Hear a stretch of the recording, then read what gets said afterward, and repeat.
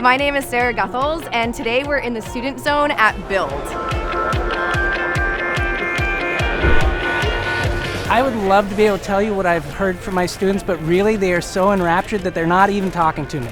I didn't really know what I was getting myself into, but as soon as I walked into the doors, there's this kind of energy that was like, oh, I really can get to work on my coding skills while I'm here. We have over 450 high school and college students coming to Build for free to enjoy DIY projects, and we have full 3 days of content with 15-minute tech talks and 30-minute hands-on workshops from teams all around Microsoft. It's been really great, especially from a student perspective, because I've got to network with a lot of people and see a lot of cool technologies I can use in my hacks.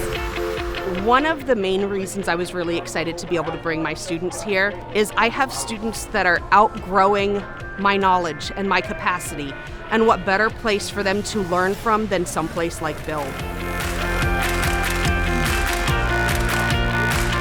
I knew that there was going to be some small swag, but when they started handing out bags with Surface Go's to my students, it was so kind. The swag was beyond what I was expecting. And I was like, wait, there's a whole laptop in here?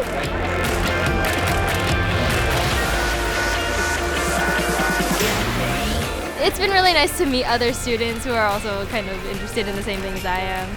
Oh, it's exciting. There was way more stuff than I expected there to be, all kinds of cool stuff. I'm hoping I'll be able to get to all of it. It was really fun coding the microbit, how it shakes. It's been really too much fun.